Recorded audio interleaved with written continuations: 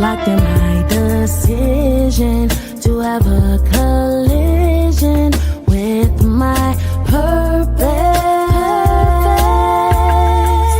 It is my assignment to be in alignment with my purpose. I'm locked in, going all out, no fear, no doubt. My God, my choice, your will, I'm all yours. Locked in, going all out, no fear, no doubt. My God, my choice, your will, your will, your will. Locked in my decision to have a collision with my purpose. It is my assignment to be in alignment with my purpose. Have a collision with purpose, 'cause you know that you're worth it, and your dream is worth capturing. If I'm not living on purpose, then none of it is worth it. My assignment is uplifting souls for the King, souls for the King, souls for the King.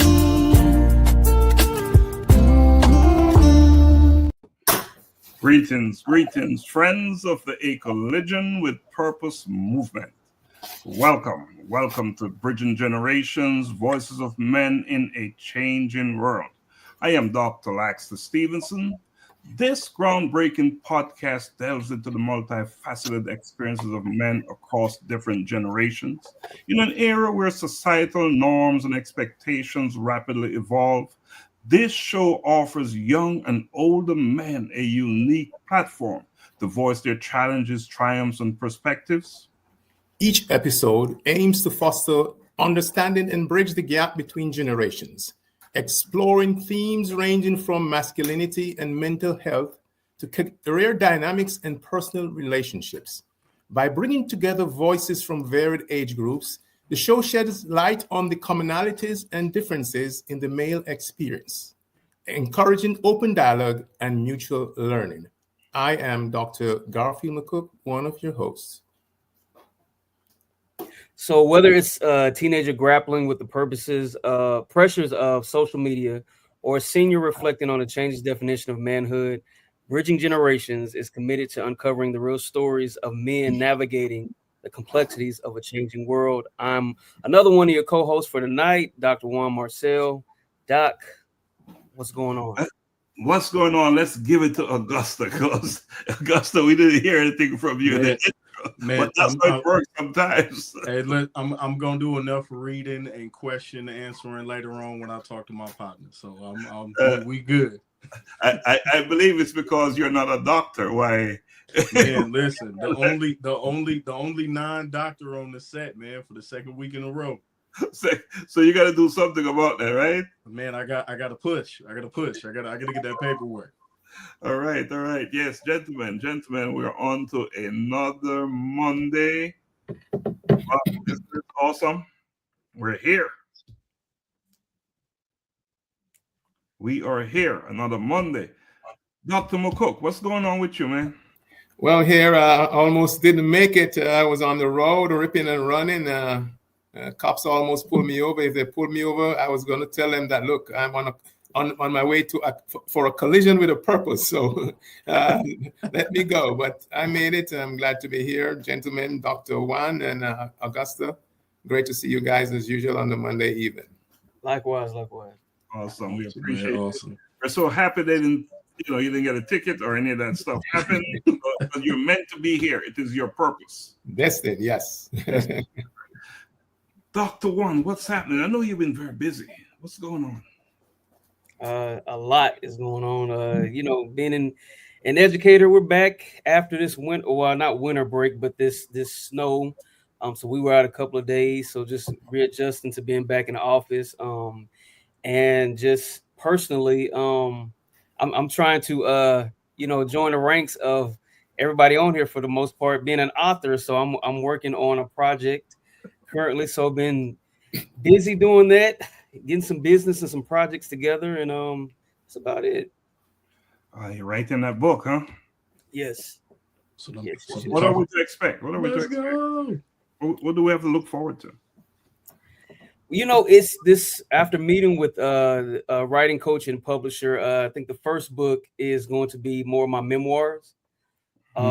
It's titled Unfathered. But so just talking about my background and growing up with an absentee father, and just learning what it meant to become more self-aware, and the impact and the factors that lead to just some challenges. So I would say ups and downs, just in a man becoming a man when he hasn't have the best example in front of him.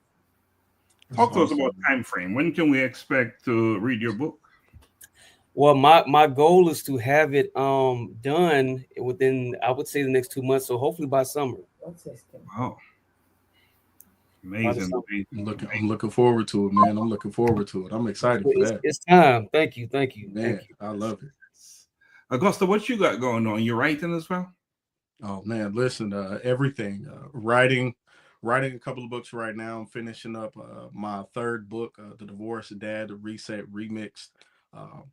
Working on that. Hopefully have that out first quarter this year. I'm gonna make sure I secure all of my proper, I had a great conversation with a doctor who told me make sure that I put all of the business of it, all of the numbering and the trademarking and everything with it. I'm working on that along with a workbook, and right now setting up a lot of interviews, man. NFL season is coming to an end, and I had a dream, and I keep talking about networks, and God told me, man, you have a strong network, and you don't have to, it's authentic. So, I'm waiting for NFL season to wrap up soon. One of my interviewees, unfortunately, he's watching this right now on Instagram Live. I apologize, y'all didn't make the playoffs, but I still expect to see you this week.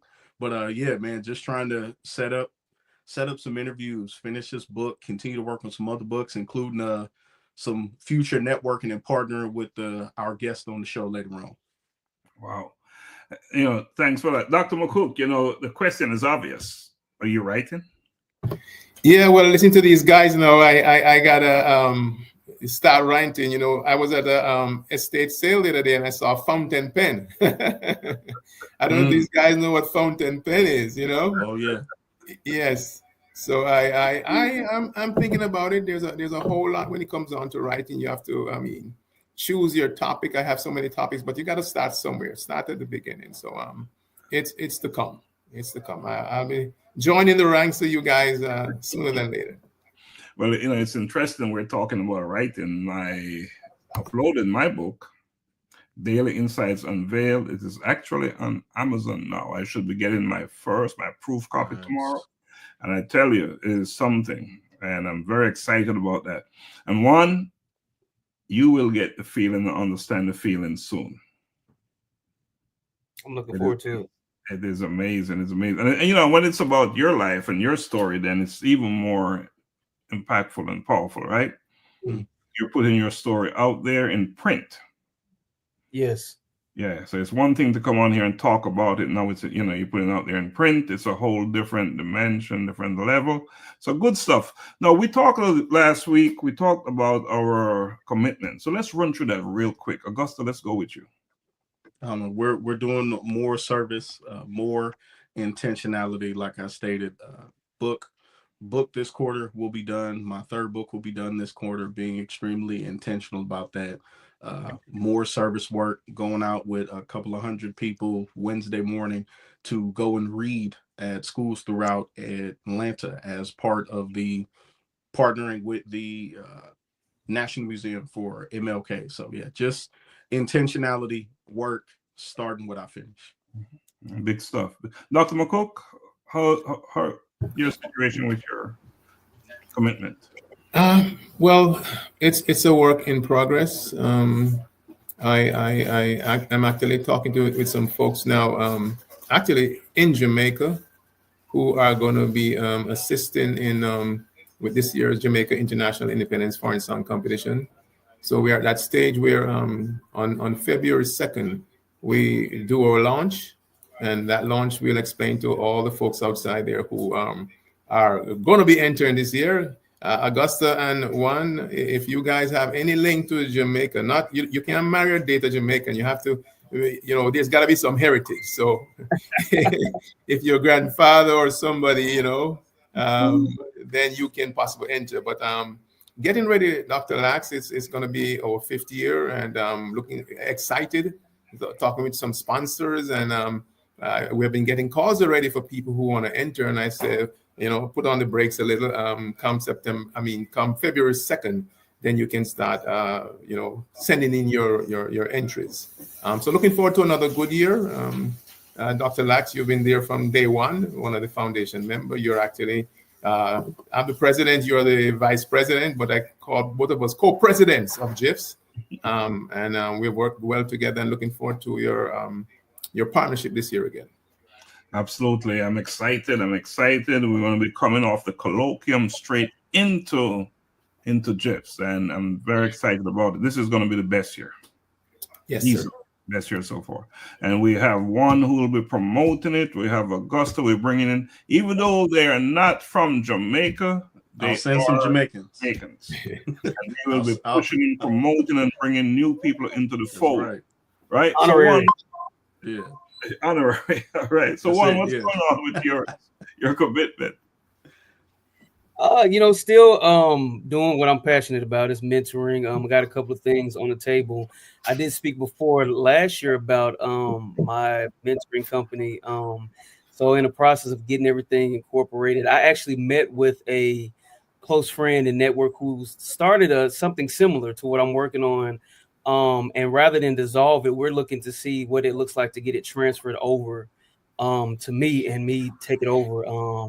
I'm looking at making it like an institute or like a life center, basic life skills, mentoring and stuff like that. So working on that. That's a project I was speaking about earlier that I have sit on the table. And actually a couple of my mentees who run their own businesses have reached out to me recently and like, hey, we got a couple of ideas that we want to partner with you with. We need some guidance. Let's set up. So I got a couple of meetings this week and next week just to see what's on there, what they're thinking about. Just keeping it going. Awesome. I'm excited about GIFs, Dr. McCook. I'm really excited. This is 5th year, and I see big things happening. That auditorium is the last time we'll be using that auditorium for GIFs. I agree. Speak it into being, Dr. Lax. It's the last time. And what you're doing, mentoring, it's all about mentoring, right? That's what it's all about. None of us got to where we are on our own accord. Absolutely. Right. Someone somewhere stepped in and did their part. Augusta, what you're doing is just amazing, and just continue to do it. I am working with a concept, right? And we call it the truth. And that is where for this year, that is a word and thing that I'm trying to understand better, bring it into my life and put it out there. Because I think that our alignment should be to one thing, and that is the truth. Often when we commit and we're loyal to individuals, we sort of get us into trouble, right? Mm-hmm. So I think we help each other, and we're more impactful when we focus on the truth. So that's something I've made a commitment to. Scholarships, again, is a big thing. Collision with Purpose, we just did one last week in Kenya. Actually, two scholarships, and we'll be doing that. I think it'll be 6 of them on February 22nd, our conference, the colloquium we call it. So scholarships, big thing, because it's all about the next generation, right? Of dreamers, of future leaders, and that's what we're focusing on. Gary, I want to bring something up on the screen, and I want you to talk about it. All right? I'm gonna bring it on the screen. Oh, yes. So, a good friend and partner, one of the officers from GIFs, Sharon Thompson, started she premiered last Tuesday, her new podcast, Speak Harmony. great young lady, energetic, got a lot to offer, got a lot to share, genuine, and as Dr. Lax said, truth. She's a truth-oriented person. So we're appealing to you guys outside there. Listen to Sharon tomorrow night between 7 and 8 on our Speak Harmony podcast. Tomorrow she has 2 great guests there, and we're looking forward to hear what they have to share with us. But last week, the premiere was very good, entertaining, and she did well. And we can expect her and her podcast to be one of the top ones for 2025. Absolutely. And we're here again to promote Speak Harmony. Speak Harmony, Sharon, an awesome person, and she's doing an amazing job. And her co-host is one of our honoree at our event coming up in February, right? So let's give a big shout out to Sharon. Join her on YouTube. She'll also be on Facebook. So Speak Harmony. What about that title? Speak Harmony. That's what we need, right? Yes. That's what we need. Absolutely. All right. So we have a guest on tonight, gentlemen. So I don't believe we want to hang around much longer. So let's take a quick break, then bring our guest on. So I think we should play some heavy stuff. What about Becoming Iron? Yes.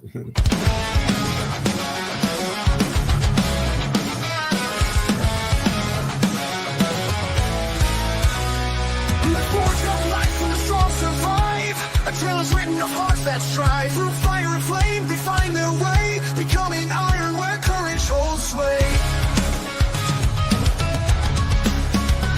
Becoming iron, with hearts forged in fire. Tales of courage and conviction rising even higher. Displaying strength in the fiercest fight. Becoming iron, shining in the night. Faces the darkest night. The empowered man fights with all his might. The resilient man stands unwavering and strong. The inspired man knows where he belongs. Together they rise, conquering fears. Becoming iron through trials and fears. Becoming iron with hearts forged in fire. Tales of courage and conviction rising even higher. Displaying strength in the fiercest fight. Becoming iron, shining in the night. Becoming iron, shining in the night. The brave man faces the darkest night. The empowered man fights with all his might. The resilient man stands unwavering and strong. The inspired man knows where he belongs. Becoming iron knows where he belongs. Becoming iron, shining in the night. Becoming iron with hearts forged in fire. Tales of courage and conviction rising even higher. Displaying strength in the fiercest fight. Men becoming iron, shining in the night.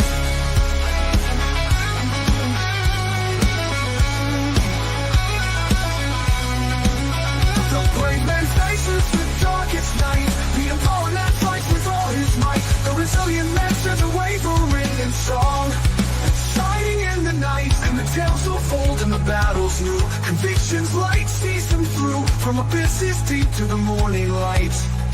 They becoming iron in the endless fight. Becoming iron with hearts forged in fire. Tales of courage and conviction rising even higher. Displaying strength in the fiercest fight. Men becoming iron, shining in the night. In the tales of old and the battles new. Convictions like season through. From abysses deep to the morning light. They become iron in the endless fight. They become iron in the endless fight. In the tales of old and the battles new. Convictions like season through. All right, welcome back. You're watching Bridging Generation, Voices of Men in a Changing World. And before we go to our guest, Dr. McCook. Yes, sir. Augusta, Dr. Marcel, 4 categories of men. Which one do you identify with most, Augusta? I will continue to say I am I am the all of the above man of iron because I'm a different man in One. different instances. Identify with one. Which one the most? Real Juan, quick. Juan, go first. Juan. Real quick. Juan. Resilient man. Resilient man. Dr. McCook. I think last time I think one just told my stuff. Yes, I'm resilient. Yes, I'm resilient. I just think that what I do, proves that. I'm not.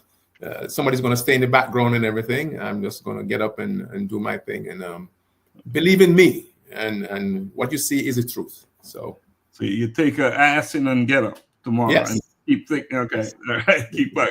Augusta, back to you. One. Resiliency. Keep getting up. Keep getting up. So what we have? All resilient. yes, You have to be. I identify with the brave one. So no matter how hot the fire is, I'm going to move forward, going through it. All right. So good stuff there.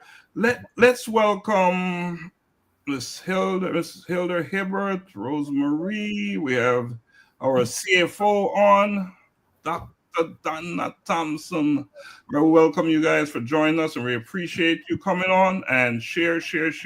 But they say sharing is caring, right? All right, so let's get why we're here tonight. Augusta, can you do us the honor?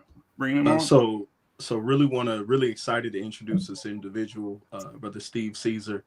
First and foremost, he is a dedicated husband and father of two. And outside of those amazing traits, he is a man who for nearly 4 years has dedicated his work to creating a lane to speak on the importance of fathers, the importance of time with fathers, and really has served as an advocate for an author of a number of books. I found him on Instagram and have seen the work and the feedback and what he's doing for men and for fathers, telling a story and emphasizing how we serve a purpose when we talk of purpose. His intentionality, his ability to be deliberate in the work that he's doing is amazing. His latest work right now is called Fatherly Advice, Affirmations to Color and Live By. And his workbooks, his authoring, his penmanship is simply amazing. I'm glad to have that brother in the space. So we want to welcome Brother Steve Cesar. Let's bring him on with some flair now, guys. yeah. Bring him on. Let's go, man. Thank you. Wow. I really appreciate those kind words, Brother Foster. Thank you guys for having me here. I appreciate it. Like I said, it's my first time doing a form of this nature. So, I'm just honored. I see all these people here, doctor. So you're not the only one, Augusta, excuse me. Not the only one. Thank you. I got somebody else. Non-doctors in the building for now. Let's go. So definitely, man. I'm honored. I really do appreciate you guys for having me today. Well, we're honored for having. So he found you on the internet? Yeah. I have a page called Father Time Series. It's an Instagram page. I also have a Facebook page as well. And I just post, the things that I do in regards to fatherhood and, showing the importance of fatherhood. I have children's book that I started, which is a book series called Father Time Series. I just like to show that, a lot of fathers think you have to do such a grandiose thing. You know what I'm saying? Like, oh, let me just take my kid to Disney World and, that's it. No, it's really about spending the time with your kids, and you get to speak to them, learn what they're going through. And, this book is just showing a father spending time with their kids, whether it's taking them to the park, going to the library, having dinner, cooking dinner, and opening these conversations so your kid can see a safe space within you. I love it, man. I love it. Awesome. I love it. It's no coincidence that Dr. Juan, you started to talk about fatherhood earlier, right? Yeah. Yeah, so no coincidence. When things are in alignment, and who said alignment? Who talked about alignment? Augusta, is that your thing? No, my thing is in intentionality. And there's alignment there as well. When you're intentional, you're aligned, right? So, Steve. Yes, sir. Augusta did an amazing job introducing you, but through your lenses, your perspective, who's Steve? Man, I mean, he did such a good job. I was almost in tears. Like I didn't even. I tried. Just to hear that about me, I'm just, a regular guy, born and raised in Miami, Florida. My parents are from Haiti, and I had a dad in my life, man, and I heard a lot what Brother Juan was saying, and that stuff is important, and of course you can at times supplement it with mentors or other people in your life who can take that role. My dad was a hardworking individual, man. He would go to work, he would, eat dinner, and he tried to spend he tried to spend time, with his kids. Of course, he would do odd hours, man. So sometimes we'll be asleep, we'll be already at school, but just that glimpse that, we catch of him is important. But yeah, man, I'm just, with the things going on, I'm just a chill guy, man. Just who, just likes to spend time with his kids, man. Actually, when Father Time came about, it's actually my wife who gave me the idea. I had a custody battle with my first child, and when I went into the court system, just how it's almost like we were non-existent. In a sense, when you're trying to fight custody of your kid, it's just, the father isn't nothing. And I just wanted to just spread that message that we are a pivotal point in our kids' lives. Yeah. Pivotal. We help mold and shape, have them hold that accountability, and just there to teach. And I think that's important. But that's who I am, man. I'm just, a regular guy who's just trying to spread that message, that fatherhood is important, and we should do whatever we can do to be a part of our kids' lives. And yes, indeed, it is important, right? Let's do something different. Good. Let's live true to the name of our show, Bridging Generations, right? We're gonna go older, younger. So I started it off, right? So the youngest should come next. Am I the youngest? No, the youngest. You are our guest, so you're always on. I believe it's going to be between Juan or Augusta. I think Juan got me. Juan got me by a couple months. So, Juan, if it's you, please. Okay. I was gonna say, if not Juan, I'll go ahead.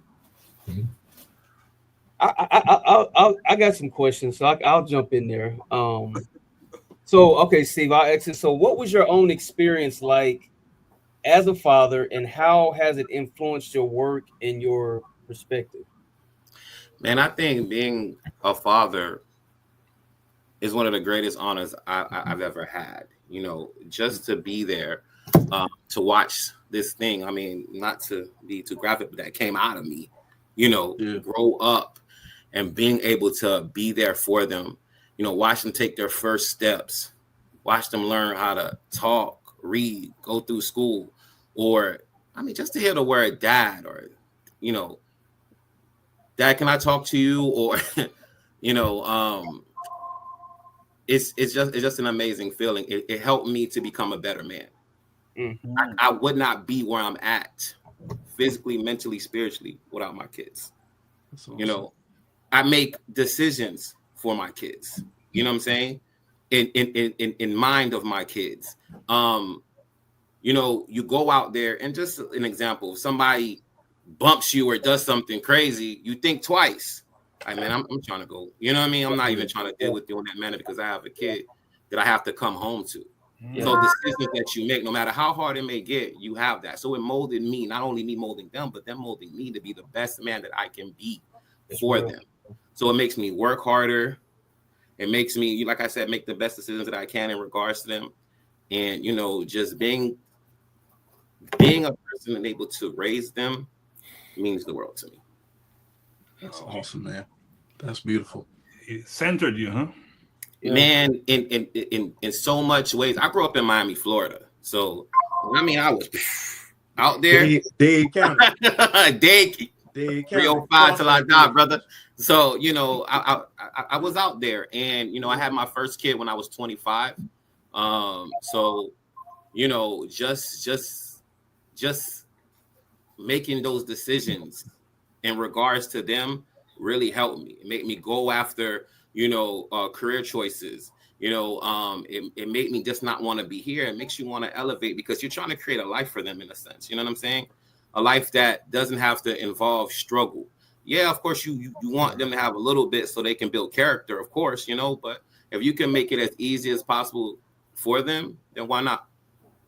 Let me ask you this. You speak a lot about like the time spent and how significant it is that the father making the time for the kids. Was there a pivotal moment in your life that made you realize the importance of this meaningful time between fathers and children and their children? Man, Dr. Marcel, I really appreciate you asking that question. It's a really good question.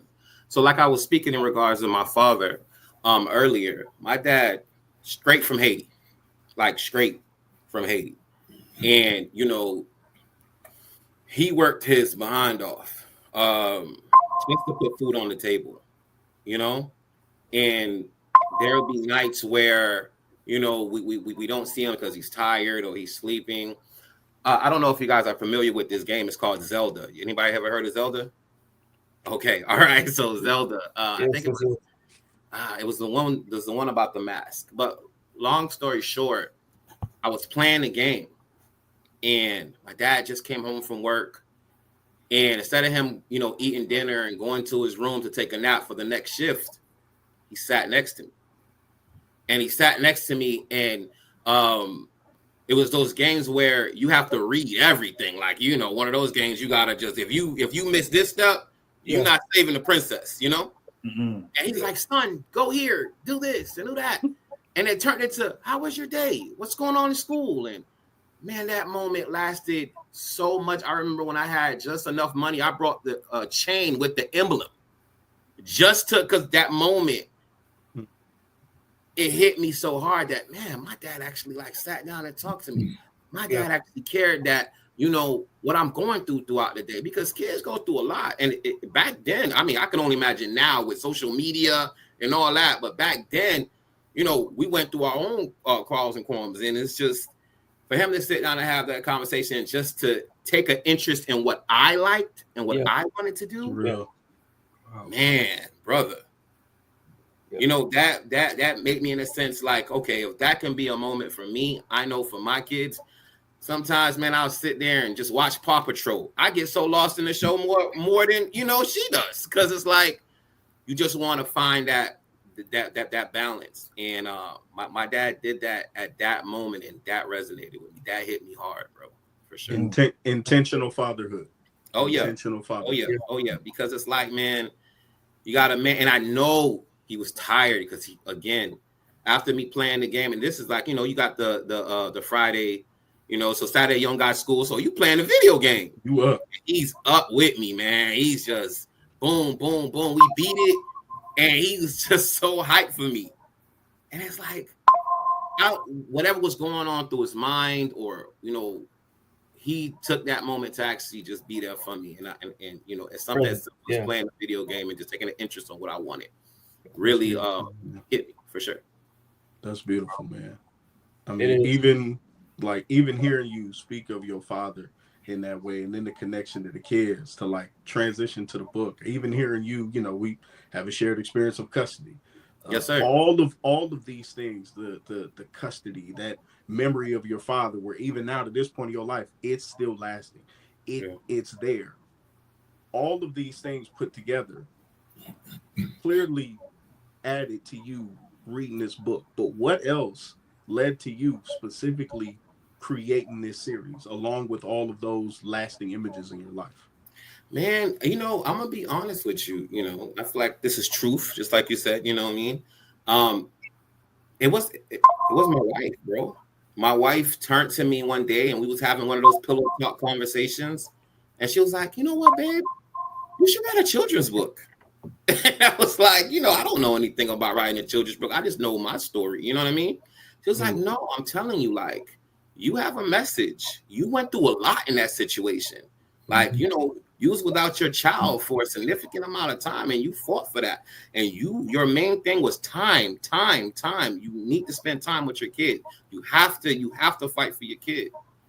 And I just put it into words, man. And it's something as simple, I'm telling you, as going to a bookstore and just learning what books they like, what genre, like you even know what genre of books your kid is interested in. Is it horror? Is it fantasy, fiction, nonfiction? You know what I'm saying? What type of stuff they're into, because you want to create that safe space, you know? Yeah. And yeah, bro. So it wasn't, you know, I can't even take the credit for it. I have to give it to her. She turned to me and I just, you know, ran with it. I found the network that that can help me put the book together in regards of getting it published, in regards of the illustration, things of that nature. And I just put a pen to paper and just say, you know what? Let me show a father simple, spending time with their kids. Simple. Which I think it's awesome.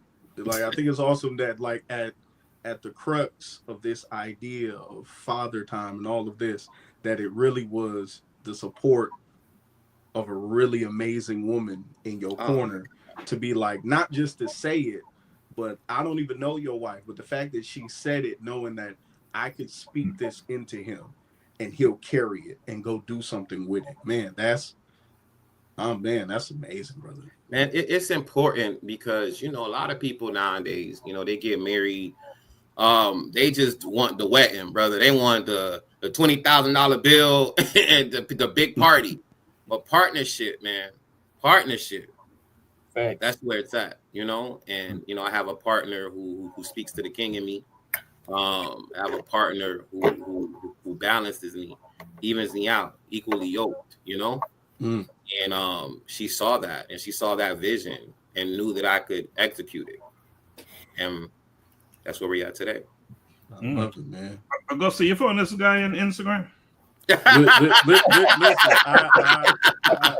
you were backstage, but I said this at the beginning. I had a dream, and God told me, he said, you don't need, he said, you have an amazing network. This is my network, man. This is I'm blessed to find people who have something in them. Like I said, I saw the work that he did, and I said, this brother has legitimately carved out a lane to a lot of people who don't have a voice that's serving them. So I saw the work and said, man, this brother's really proof of concept. He's really doing it. It's not talk. He's really doing it. Concept is exactly what it is. And Dr. McCook, there's some good things on the internet, I guess, huh? Yeah.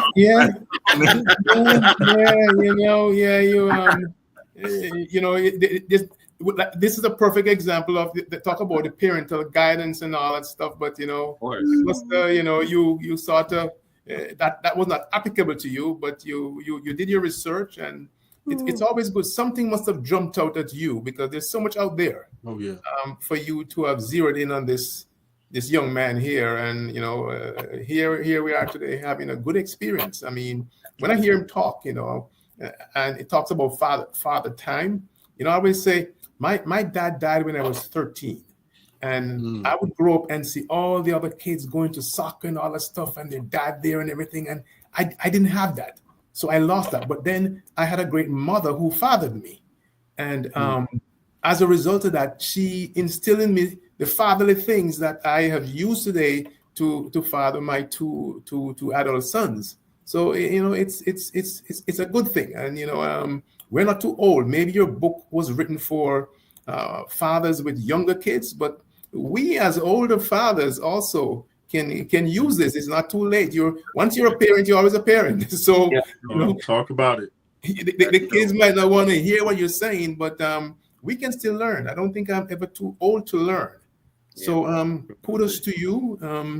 Now there's your latest book, one of the latest book you have. Is it Fatherly Advice? Is that the one you have, sir? So and I'm happy you said that about never being to learn anything. I also have a Father Time series, learning and activities book. So and of course the Fatherly Advice affirmation coloring book, affirmations to color and live by. So those are two more like activity books. I've noticed when we would do like the pop-up shop, I wanted something to resonate with the older kids as well. That's why I have that coloring book. And that one is one of my pride and joys, because I made it so intricate. So where it's saying, I'm proud of you, right? and the kid is coloring. He's coloring, but the coloring is so intricate. They're on this page for a long time, but they keep saying, "I'm proud of you. I'm proud of you. I'm proud of you. I'm proud of you. I'm proud of you." You see what I'm saying? So those affirmations could stick with them while they're coloring, and it goes on like you're special. You're gonna do great things in life. Just building that confidence in them while they're doing something as simply as coloring. I also have our activity books. That's more for like fathers working with their kids in regards of doing ABCs, letter tracing, learning your name, math, things of that nature. But it's more geared towards the father and their child. Got you. So that's where that's what inspired you to merge both affirmations and with coloring. Exactly. Okay. I think it's it's pretty cool. Just and it's over 40 affirmations. Oh wow! And I think that's pretty cool that they can just sit there and just intertwine it, understand that they're special in this world, or that their father is proud of them, or that they're going to do great things just by scribbling. Interesting. So in terms of feedback now, you do all this stuff, and at times if you do something and you don't get a feedback, you don't know basically the quality, you don't know what, the reaction. No, you've had dads, I'm sure, that have reached out to you. What sort of feedback you've received from dads and children who have used your books? Man, it's crazy. I don't really do it for the feedback in regards to it, but of course, I hear great things with the message. And what's beautiful about it, to be honest with you, is that even though there's Black characters on the page, it resonates with everybody. Right. And when I have these pop-up shops, you'll see white, Black, brown, Hispanic, Chinese, and the message is clear across the board. Fatherhood is important. Being a father is important. Being a part of your kid's life is important. So they'll purchase the books, they'll purchase the affirmations, and man, we really needed to hear this message. Oh man, I don't really see a lot of this around, because you guys know how it is. Mother's Day is everywhere. It's everywhere. You can't get in the restaurant. You'll be lucky if you get 2 socks, brother. You know what I'm saying? And oh man, just you're really building this thing for us. And I said, man, it's for all of us. We all need to understand that you being a part of your kids' lives will help mold and shape them in a way that you can be proud of, But yeah, most of your feedback, of course, is good. I mean, just to hear and share that message and people resonate with it, that's everything for me. Yep. All right. Well, congrats, and keep on doing what you're doing. I appreciate that. Thank you. Just being on a platform like this and getting the word out, again, I'm honored. Appreciate it. Thank you. This is and somewhat to answer Dr. G's question. This is the feedback. Like this is the feedback. You're on here with a panel of fathers and grandfathers who hear you. Like I said, man, being able to carve out that lane and do this work. Like this is the feedback, the recognition, the thanks, the praise, because it's due, man. Again, can't tell you enough. You're doing amazing work. I appreciate it, guys. Thank you so much, man. Just even doing the whole read along with the kids. You guys ever heard of Dear Fathers? I think it's like an Instagram. They hold forms like this. I donated books to them to pass out for swag bags. It's just I just want the imagery, for people to see, okay, this father is spending time with their kids. You know what I mean? So, to see the kids read along with the book, knowing the characters, it's amazing. Knowing who Star is, knowing who Ace is, knowing who Juju is. These kids can see themselves in these characters, and I think it's a beautiful thing. That's the feedback that I appreciate, to see their faces, and it's just amazing. I want to share this real quick. What you're doing, I would say, is monumental, and the reason I say that is because for those who may not have a father, in their house, right, having this book in front of them makes it more real. Right. You know, real short. I remember being in high school. A good friend of mine, one of our star football players. His dad was actually a former NFL player, and his dad used to come up to the school all the time and bring him lunch. You know, and I used to sit back like, man, that's for show. Like that ain't that interesting, you know. And I couldn't fathom. I couldn't wrap my mind around, you know, until we became really close friends. And his dad would come up there and bring us all lunch. You know, he had the money and come and he would sit at the table. And but what my challenge was actually thinking, like, how could he be this interested in his son? Right. Like, Right. you put this on for show. You know, you used to be in front of the cameras. Now you wouldn't, you know, and that's what my mind was until we became close friends and being at their house and stuff like. And I realized, like, yo, this is a real thing. Yeah, yes, sir. You know, Yo, I remember that's what the book does. I remember my daughter actually just had a dad with donuts. Oh man, Yeah. brother. Oh, man. All right. Going into her school. That's my dad. Hey guys, be my dad. This is my dad. All the You know? tears. All the tears. Yeah. Just, you All know, the tears. like she's pulling me, bro. And I'm a big dude, bro. I'm 6'1", 300 some pounds. You know what I mean? And grabbing me, Dad, man, this is my teacher, Dad. You know, and Yeah. you know what I've noticed as well? They treat you different. Teachers, coaches. They You know, when they see an active father Yeah. in their kids' lives, Yeah. they'll think twice tone as is well. Seriously. Totally And, different. you know, just her just being proud of who her dad is. Again, I'm just a regular guy. Regular. You know, I work a 9 to 5. I'm a claim adjuster. My sister owns an amazing restaurant here in Tampa, Florida. Shameless plug. It's called Mangoes. If you guys are ever in Tampa, Florida, try it out. You know, I do that on the weekends. So I help her out on the weekends. I have a claim adjuster job that I'm proud of. I do Monday through Friday, and I still can find time. You know what I mean? Yeah. You know, I do this. I do pop-up shops. I bring my kids with me. You know, we have you know, weekly we call it weekly adventures where we'll, you know, whatever the kids want to do. You want to go to Jump Zone, you want to go if the circus is in town, whatever, so they can feel included in that aspect of the decision making. What they want to do, you know what I mean, just to make them feel a little like, oh well, yeah, let's go do this. So yeah, man. But to the original conversation, man, just, you know, going to these events with your kids and your kids are proud of who you are and showing you off. Something as simple as donuts. Dad with donuts. Father-daughter dances. Yeah, man. It's beautiful, man. Awesome. Gentlemen, let me acknowledge some of our folks watching us. Angela Mitchell, good evening. Thanks for joining us. Lisa Richmond, thanks for joining us. And Donna Thompson, our CFO, said meaningful moments spent together with our children is so important. We have Mrs. Hilbert Hibbert saying fatherhood is a gift. Each gift is handled with one's own personal care. That is why mentorship as this presents is worthy. All right, so on that account, and Kiana just jumped in there and she said, great discussion, and it is indeed a great discussion. Gentlemen, we're going to take a quick break and then we're going to come back on. I am going to take it to Jamaica. How about that? Top Star. Let's go. Blessings from Jamaica. This is Sheila Top Star. Tonight I will be performing one of my latest singles entitled Far. Yeah. Now, this song is a reflection of my life.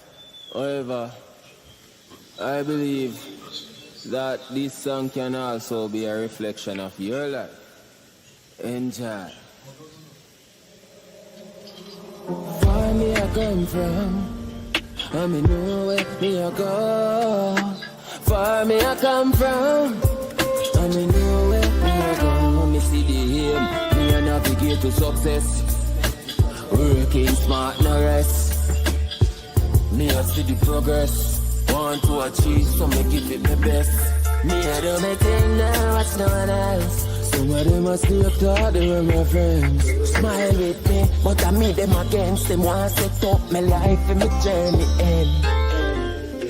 You know me, I am far Born as a winner, me no know about failure. Have to make it big, have to make it major. Stacking up the currency paper. Far me I come from, I me know where me I go. Far me I come from, I me know where me I go. Now last me way now, cause me know where me I go. Far me I come from, I me know where me I go. Me know me I go, cause me know me I come from. Where me I come from, dark like dungeon. Some see me not go nowhere, that's my assumption. But mine I kill them, so them brain function. Far me I come from, and I turn back. Overcome my struggles, me no want it come back. Judas them a fight me, mortal combat. Them full up of jealousy and judge, I no love that. You know me I aim for top star, God never fear no danger. Have to make it big, have to make it major. Stacking up the currency paper. Far me I come from, and me know where me I go. Far me I come from, and me know where me I go. Now last me way now, cause me know where me I go. Far me I come from, and me know where me I go. Learn a lot along the way.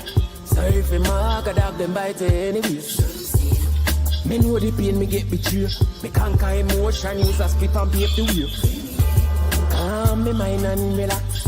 Me nah go worry, I guide nah fear. Them set the goods, set the date and the traps. Trying to get me in a trouble with the cops still. You know me I am for. Born as a winner, me don't know about failure. Have to make it big, have to make it major. Stacking up the currency paper. Far me I come from.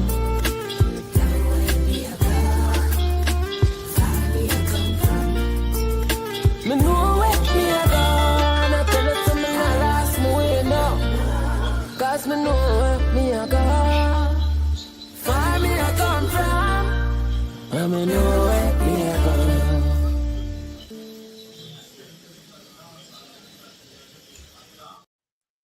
All right. Far may I come from, and me know where me I come from. All right. So welcome back to Bridging Generations, Voices of Men in a Changing World.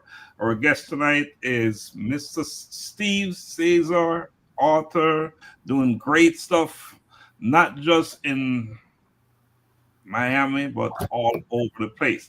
I'm going to play a video, and the next series of questions is going to come from the old man himself, Mr. McCook.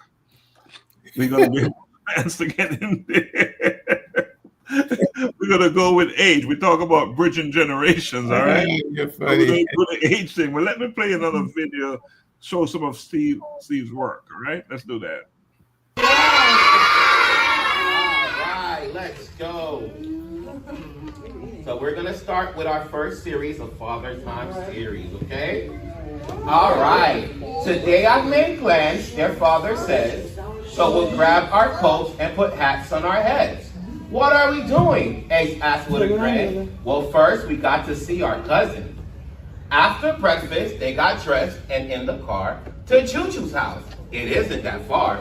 They don't stay long, just enough to grab Juju and go off to where the kids don't know. Where do you think the kids are going? Any ideas? Well, good job, good job. They went to Juju's house, they grabbed Juju. Where they're going now? Did anybody know? Any ideas? No? Okay, well, let's see. Let's find out. Right. Right. Real all about? work, man. What is that all about? Yeah, it's interesting when I hear I think that there's an evolution, guys, of the different, I would say, characters that children have as they grow. A lot of these names, it's foreign to me. It's first time hearing them because my parenting for kids was years ago. Sometimes parents come to me and they're talking about the different little kids, what they're going to buy for their thing or what's on TV now and everything. And I'm saying, huh? Because the names change over period. I hear some names there and I don't know it, but at least the kid was listening, because then you asked a question. So it was one of those. I thought I was going to see a video with these restless kids, because their attention span is so they don't have that great attention span. But I guess you got them to listen, and they were able to ask a question, so they were listening. So kudos to you. Appreciate it. In your view, what are the most significant barriers preventing fathers from spending meaningful time with their kids? I know you told us how you work. I think it's a claims adjuster. Was that it? Yes. Yeah. And then on the weekend, you helped your sister out and everything. So, what are the most significant barriers, since you can do all this, that are preventing fathers from spending that meaningful time with their kids? And how can society address them? It's a mindset, plain and simple. Mindset. If you want to, you will. Thanks. As simple as that. At the end of the day, we all have 24 hours in a day. 24 hours. And of course, you take account for when your kid is asleep, when your kid goes to school. You set things up, you plan accordingly to be there for your child. As simple as that. We can use time as an excuse. We can use, I can be, completely blunt with you. You can use, the mother won't let me see my kid, things of that nature. At the end of the day, you can have 30 barriers, hurdles, obstacles, blockage. On the 31st, there's still a kid at the end of it who still needs you to be there for them. Right. So me personally, I think it's a mindset thing. Nobody is going to stop me, or nothing is going to stop me for being there for mine. Okay. From being there for mine, excuse me. I love it. Got you. And just as a follow-up or another question, which may be aligned with it, fathers have changed over the years. In the past, they would say mothers should do certain things with their kids. But as we evolve and we grow and times change, you find fathers doing a whole lot more. I can give an example. I mean, when my kids were younger, and they would get a little stuffy, with the nose and all that stuff. And they had these little things that you would use to clear it so that they can breathe. And to me, that wasn't working. I saw my wife one day doing something. I said, "You step aside. Let me take care of this business." And guess what? I took care of business. And she said, "No, you can't do that." But I did. I took care of business because the child was suffocating. Things have changed. People have evolved. I mean, how do you think that the narrative around fatherhood has changed over the years, and what work still needs to be done? You know what? A lot of things when it ties in as well was like as mental health. Back then, like I was saying with my dad, I didn't know what he was going through. I just know that he worked, put food on the table, went to sleep, and worked again. I think a lot of the conversation with mental health now and fathers really, diving into that, it breeds more to give that open space to be there more for your kids. Because truthfully, if you're not right with yourself, you can't be right for nobody else. You know what I mean?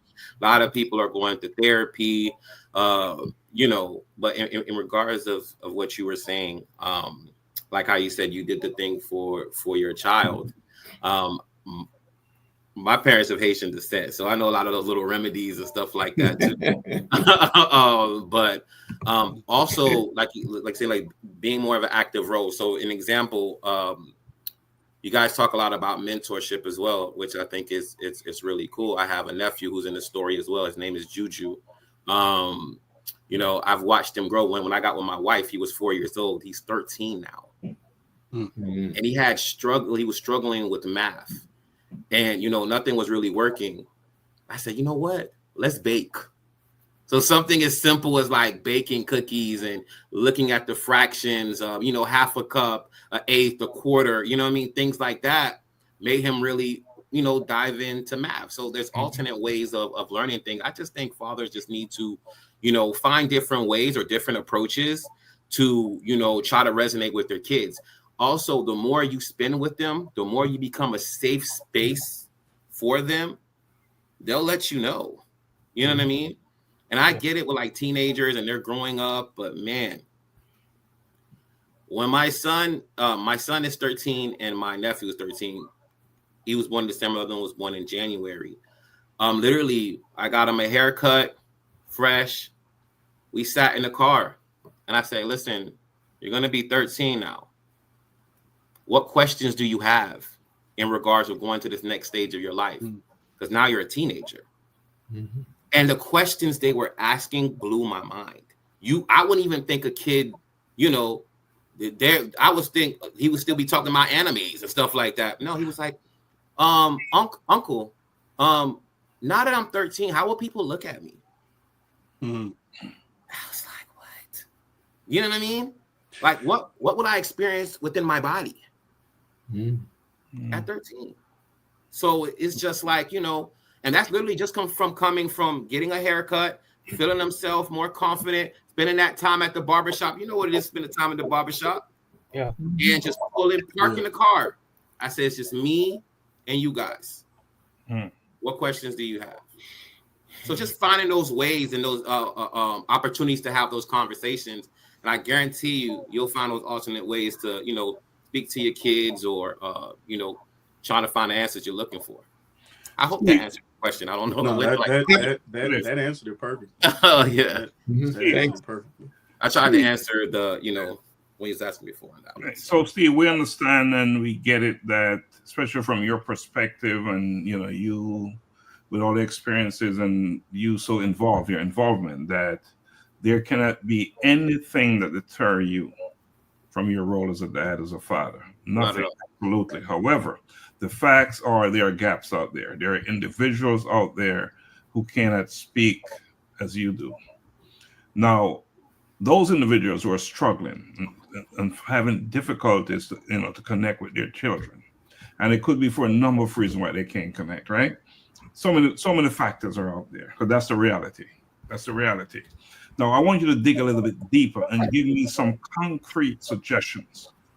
What can they do, these individuals who are truly struggling? Because they are out there struggling. There is enough single mothers out there, probably more single mothers than we need, right?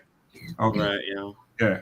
So talk to me about that. Share with us what you believe because we want you to leave something with us tonight that is concrete, that is practical, that will make a difference for those specific individuals that we're talking about.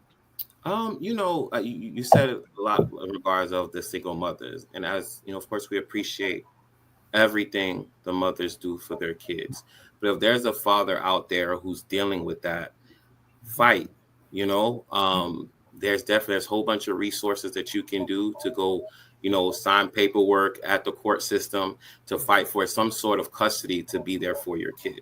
No matter what obstacle you're going to, you have to do the research and the want to do so. So many times we hear stories, just like Dr. Marcel was saying, for whatever reason, his father was absentee. He needed his father, irregardless of the situation. He needed his father, and those individuals need to fight for their kids. And that time, in regards of your other question, I say this a lot in regards to time. You have to create a safe space for your kids. If you're sitting there yelling, arguing, belittling them, they're not going to want to talk to you. Right. They're not going to want to hear anything you have to say. They're just going to look at you as the person that created them, instead of the person that's a voice of reason for them, So in regards of concrete, I can only speak on my own personal experience, and what works for me is having those outings with my boys or with my daughter, and, setting the tone of the conversation for them. I always tell my son, because I dealt with a co-parenting situation for my oldest child. And in regards of that co-parenting situation, in regards of being concrete, when my son was states away, when it was parent-teacher conference, it was a FaceTime. The teacher knew who I was. FaceTime. You see what I'm saying? About it.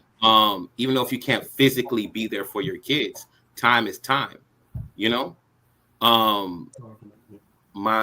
My child alone knows who his father was. Even if I wasn't in it, I would only see my kid at that time. He's here now with us, and he lives in our city now. But before, he knew who I was. He knew Daddy. Now, even though he's in the same city as I am, when it's homework time, he's on the phone with me, Monday through Friday. All right, let's knock out this section. Let's knock out this. Let's do that. Mind you, I still work a 9 to 5. I still work on the weekends, but you find that time. And that what I mean by that concrete evidence is that he knows that he can still come to me. He knows that I'm here to answer any questions he has in regards of him growing into the next chapter of his life. He comes to me about girls. He comes to me about his friends. Hey, my friend said this to me. What do you think about this, Dad? Hey, Dad, I saw this on TV. What is the meaning of that? You know, and again, this is a co-parenting situation.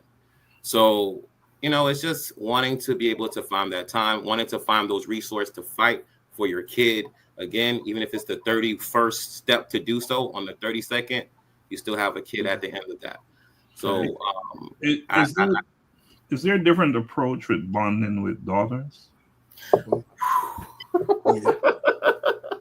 Man, if you see my pockets right now, brother, it's like Juan. Man, I'm telling you, know what? Daughters, they teach you. Daughters teach you a whole another level of sensitivity. You know what I'm saying? There's certain things that I'm teaching my boy to be a man. You know what I'm saying? Like at the end of the day, there's things that he's gonna experience, especially a black man. There's things he's gonna be experienced that he has to be prepared for. When you walk out those doors, he needs to be prepared for what the world is gonna throw at him. For my daughters, I try to show her. I mean, again, she's only 4, at this point. But when she gets to a certain age, I want to show her what to look for. And then, in regards of my marriage, she can see those things. She see a man who loves her mom, a man who treats her mom a certain way. So when she grows older, there's certain things she's not going to tolerate because my dad wasn't out here doing that. My dad took care of my mom. My dad loved my mom. My dad and my mom, they worked out their problem. My dad and my mom, whatever situation that they had, they worked it out. They figured it out, whether it be financial, their relation, whatever the case may be.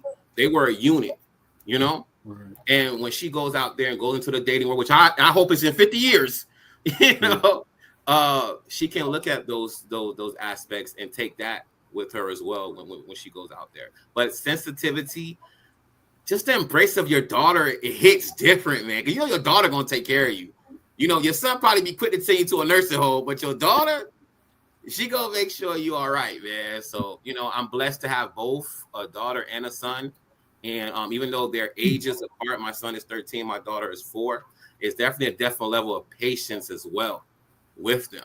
Because you're always scared to yell at your daughter because they'll start crying instantly or saying certain things because they take it to heart, And just before I came in here, I went into the room. She said, "Daddy, wait. I love you." Man, having a rough day, brother. Oh, my God. Having a rough day. The world beating you down. Nothing's going right. And just an embrace changes it. Yeah. They're growing you. All right. So, gentlemen, let's do one round of one question each. Who's going to go first? So I'll lead with this and I'll throw one in. So I love specifically as somebody who speaks to somebody who currently co-parents. I've been saying this for years. I tell people my favorite thing is fatherhood, regardless. To push through despite the situation. Don't let anybody stop you. So I would ask the question in the midst of the co-parenting and the struggles and the custody and having all of that. In now knowing that you could even speak to the father who, the distance dad who may be divorced or the baby daddy, whatever the situation is, overall, with what you're doing, the advocacy, the authoring, the work, what are your hopes and aspirations and the outcome you really want to see with everything that you're doing right now? I just want to see, dads really be a pivotal point or fight to be a pivotal point in their kids' life. no matter the distance where they may be. They could be right next to you. They could be miles apart. You know, find that way to be a part of your kid's life, even if it's, you know, see, me and the mother of my child, you would never have known that we went through custody and all that, because at some point you have to put the child first. You know what I mean? And sometimes that's easier said than done, but you have to work for that, you know? Dealing the whole thing, I built a lot of boundaries in regards to that. We don't communicate if it's not in regards to our son. You see what I'm saying? I don't contact her at a certain time, not only because, of course, I'm married, but if it's not about my son, we don't have to, you know, things of that nature. So you have to be careful and be mindful, because sometimes there may be feelings there. And when you intertwine that and still trying to build with your kid, you're going to make an enemy out of the situation. So you want to have clear boundaries all across the board. Your mission is to be a part of your kid's life. How can I do so? What do I need for this to work out in regards to spend more time with my child? And you know, and I employ fathers to, you know, try to go for custody as well. Something as simple as paper saying I get my child at this time, that time, or whatever the case may be, you know, that speaks volumes. That speaks volumes. And it's something that you can take, hey, I'm supposed to have this time, and for whatever reason, it's not being enforced. How can we go about getting that enforced? Yeah. Or, you know, I'm praying that your situation isn't as crazy as that. Be there for your kids. Spend that time with your kids. I'm telling you, it means the world of difference. Everyone here, if they had a father in their life to remember a moment, they can remember that moment that impacted their lives when it came to their father. So if it's important and it hits you like that, imagine them. Yeah. True story. Right. Appreciate that. Who's next? You know, listen to you, Dr.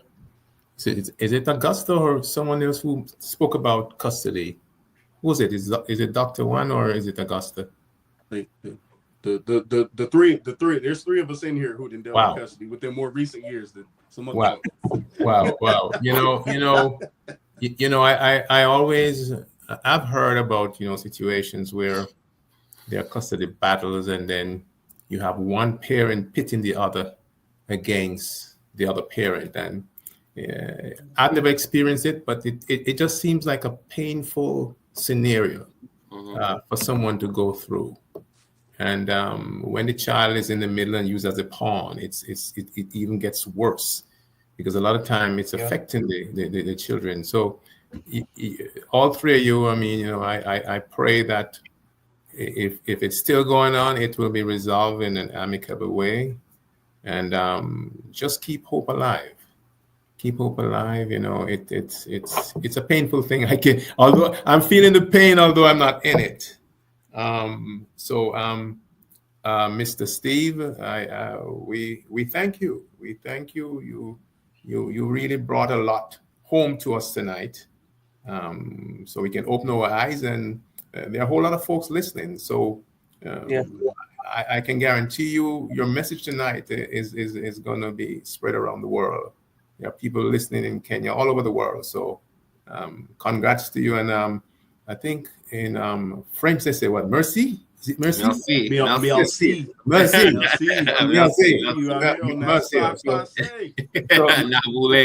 Yeah, merci, Steve.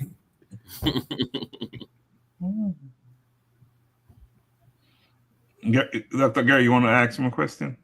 Yeah, a question now. So, are you planning? I mean, you've done one or two books. You said, do you see this thing as a? Do you ever feel like you're gonna give up? I mean, once the kids get older, or that's just something that is too early right now? I mean, the drive is there, everything is there. I think at times people they move on. You may not do children's book, but you may do something. But are you still going to be there for kids, or tell me what your plans are going forward? Man, definitely. You know, first and foremost, God directs the steps. You know what I'm saying? So wherever He wants to take this, it will go. And I just am here as a vessel to spread this message. In regards of, the fatherhood portion of it, I'm going to always be here for my kids. As long as I'm breathing, I'm going to be here for mine. And, I mentor as well. So for my mentees, I'm going to be here for you as well. So that never stops, no matter what. As long as I have breath in this body, I'm going to be there. My dad is still here for me now. It's crazy. I just left Miami. I just seen my dad literally a couple of days ago, and spent time with them, spent time with the family. I helped my wife's dad move to Tampa. That's what we were down there for. So I spent time with my dad and helped my father-in-law move up here as well. That doesn't stop. You know what I'm saying? So yeah, as far as God will take me, and as far as He will guide me, in this journey, because this journey, even though I've been doing this for some years, it's still new for me. This is the first time I've ever been recognized or in this form. How did I connect with, Mr. Foster? That's God, man. I don't know him from a can of paint. You know what I'm saying? Yeah, he found me just off a post and put me in front of all these wonderful, educated Black men with doctors in front of them and all that, who's done so much. I was even praying for, I said, God, I need like a mentor. I mentor so much. Who can pour into me? You know what I'm saying? And look where I'm at. Holy God. So you're where you belong. I'm telling you. I mean, I was nervous as all get out, brothers. I'm not gonna hold you. And I hope my words convey as respectfully as it possibly can. I mean no harm. I'm just, a vessel, bro. And I truly stand on this message in regards of fatherhood is truly important. We can mold and shape our kids into a wonderful way. We got our children to be the best human beings they could possibly be. And we just play a part, Wow. Dr. Marcel, ask a final question, and we'll go around in a closing argument. Well, I'll ask this. What is one piece of advice or affirmation that you'd like to leave with our listeners? I say this all the time, and I appreciate you asking that. You are enough. You are enough. You are enough to be there for that kid. You are enough to help in any aspect of the word in regards of raising that kid, no matter where you're at in life. No matter where you at in life, brother, you are enough. You are enough. So whatever that looks like to you, if you can hear the sound of my voice, whoever's dealing with, man, that kid don't want nothing from me, man. I can't really do nothing for this kid, man. You are enough, brother. You are enough. Take that. You said it real loud, right? Man, man, listen. You are enough. There's what I've experienced in regards of fighting for my child and how they talk and act, and you're just a number on a docket. No, my name is Cesar. Yep. And I father 2 beautiful kids. I mentor young men, young women. I'm enough to do so. Yeah. I am enough. I am enough. Good. Powerful. Now, I think it's important. I want to read a couple things from daughters, right? And here's Dr. Donna Thompson. She said, this is a very important conversation. We need more dialogue around this topic. Absolutely. And a father is the first man a girl, young lady, woman will love. It is an extremely important relationship. So that is the impact you're having here, Steve.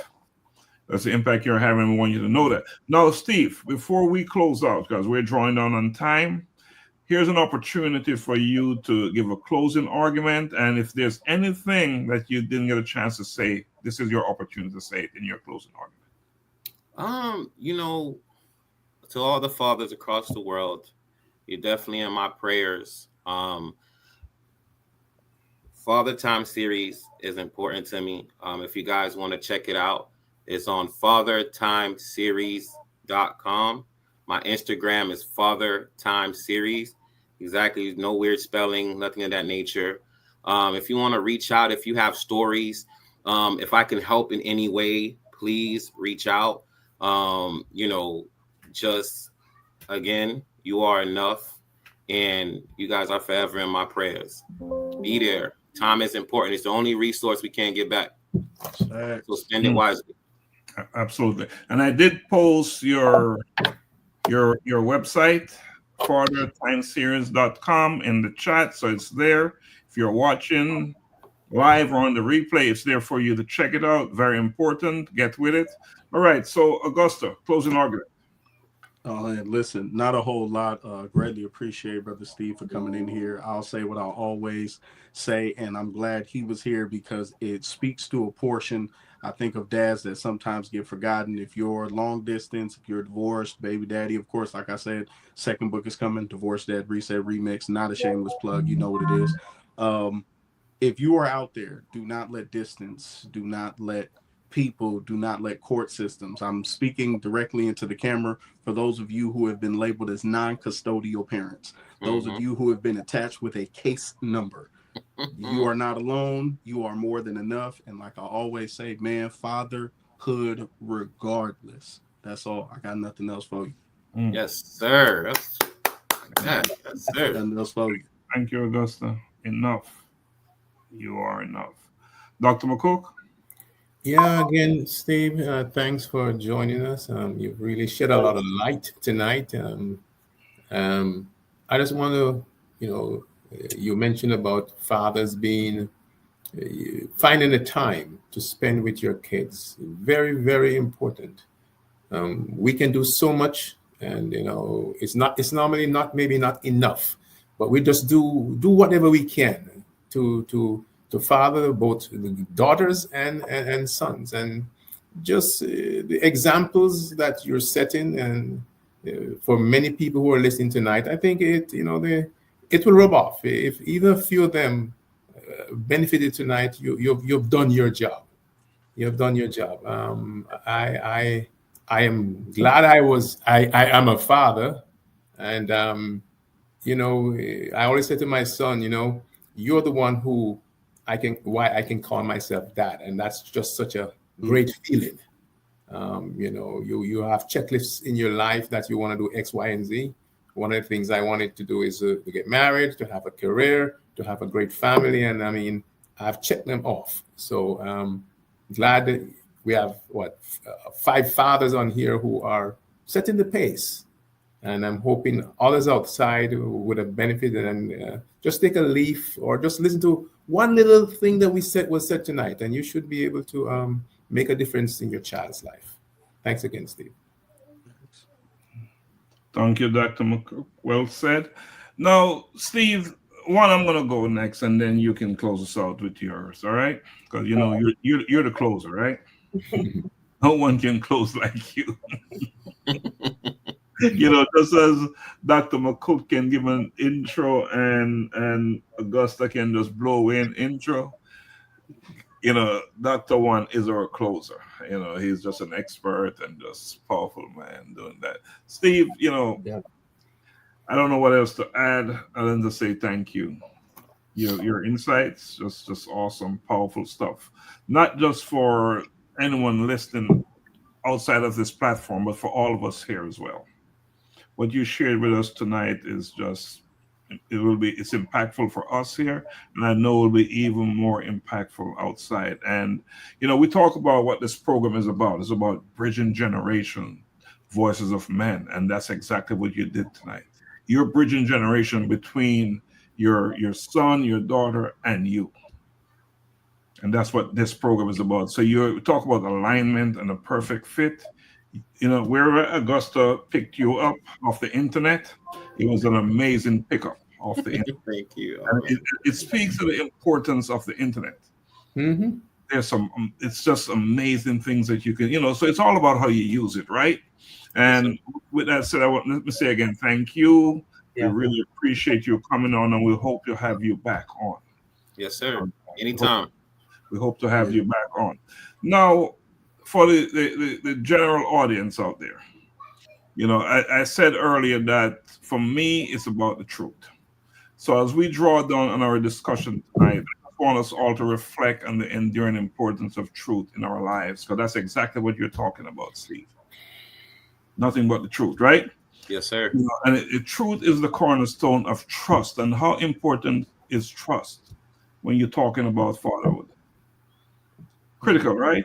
Yeah. Trust is so important, right? It is the foundation upon which that relationship that you're talking about is built. You know, because the moment there's no trust in parenting, in fatherhood, then what do you have, right? What do you have? So I just want us to pay attention to the truth about developing relationships with our children and extend it beyond our children, with our neighbors and with everyone. Because when we are stronger as a community, we're more prepared to be better fathers. You know, when we can reach out to our neighbor and get some advice or share our challenges with them, we're more impactful, we become better parents, right? So I just want to encourage you to continue doing what you're doing. Do it without, whether it's a bad day, not a good day. You said one thing that was very important to me of all the things that you said, and you said that it's a mindset. More than anything else, it is a mindset. So you know, no matter what else is happening in your life, you still have a responsibility that's embedded in your mindset. That you're going to wake up tomorrow no matter what is going on, no matter how many jobs you have. You're going to wake up tomorrow because you know you have that one responsibility and you have to show up for it. So I commend you for standing tall, for doing what you're supposed to do, and just keep doing it. Dr. Juan, our closer, make it happen. Look, you know, much adoration and appreciation to our distinguished guests, Steve, Cesar. We appreciate you, the work you're doing. Blessings on top of blessings, you know. Guys, we thank you for tuning in tonight, same time every week, Monday nights, Eastern Standard Time, 7:30. I'll leave you with this. Hey, we've learned what was reiterated tonight, that regardless of the situation, whatever's going on, dads matter, and we have to figure out how to parent through it. I'll leave you with this quote from the great abolitionist and social reformer, Frederick Douglass. He says this: "It's easier to build strong children than to repair broken men." Let that sizzle. We'll see you next week. Y'all have a good evening. Peace, y'all. I'm a boy kid, I'm a boy kid. I'm a boy kid, I'm a boy kid. I wake up in the morning and I praise the Lord. I thank Him for His protection, and I walk in His steps, declaring that today's provision is set up for me. I love God and I love my friends. I'm a bold kid. I'm a bold kid. I'm a bold kid. I put on my armor.